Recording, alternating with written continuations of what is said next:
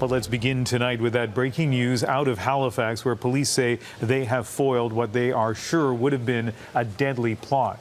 Officials say a man and woman plan to go to a public place tomorrow and open fire. Their goal, kill as large a number of people as they could and then kill themselves.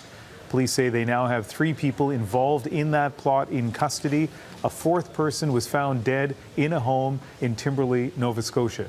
Here's what police had to say about the motivation for this attack. I wouldn't characterize it as a terrorist event. I would classify it as a group of individuals that had some beliefs and were willing to carry out violent acts against citizens. But there's nothing in the investigation to classify it as a terrorist attack or a terrorist incident. What do you mean by some beliefs?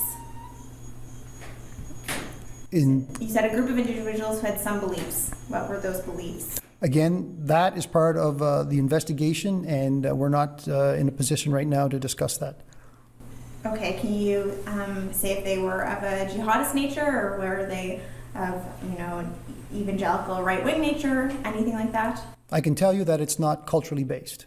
Okay, but you aren't ruling out whether this is terrorism? We're not ruling anything out until the investigation is concluded, but our investigation is not leading us down that particular avenue at this time. CBC's Stephen Puttycombe joins us now live from our Halifax newsroom. Stephen, this is quite a bombshell. Unbelievable, this news from the RCMP. What else do we know right now about this? Well, we've heard rumblings all day about something going on, and that there was a news conference originally scheduled for late this afternoon, and then we heard later around 8 o'clock this evening, Halifax time. What we do know is that the police got a tip from the public. We're not sure if the public means here in Halifax or in the United States, because there is a connection to Illinois. A young woman arrested in the trio is from Illinois, and she was arrested at the airport with another young man today. Now, the police at about 1:30 this morning, Ian, went to this house, like you said, in Timberley, and neighbors that were in a lockdown situation said just before the police got there, they heard a single shot. He was found dead once the police entered the area. Now, they've arrested 3 people, 2 at the airport later on in the morning, and another person in Cole Harbour as well, another young man.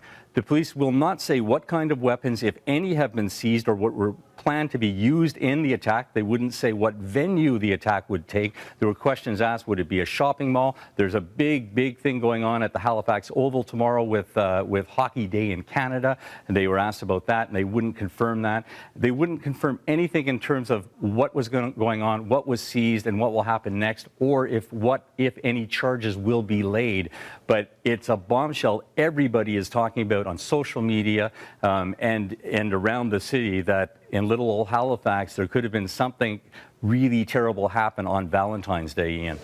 And I'd forgotten about Hockey Day in Canada. That has been so promoted, and it would have been such a public and vulnerable spot. I was just on the phone with Brian Brennan, the commanding officer for the RCMP in Nova Scotia. He has no doubt, he says, that this plot would have been carried out. This was not a theoretical plot. Stephen, what I'm interested in is what more did you learn from the U.S. connection here? Well, I called down to Geneva, Illinois. This is where the young lady, the 23-year-old lady who was arrested at the airport, is from.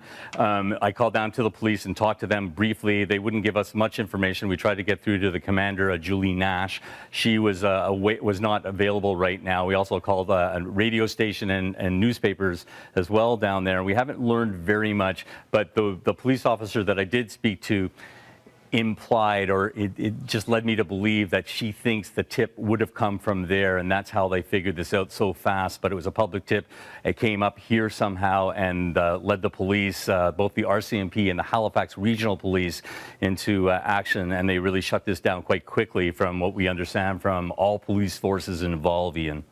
All right, already after 9 o'clock on a Friday in Halifax. I know you're going to be working the phones both for the National, and you'll keep us up to date as well. Thanks, Stephen.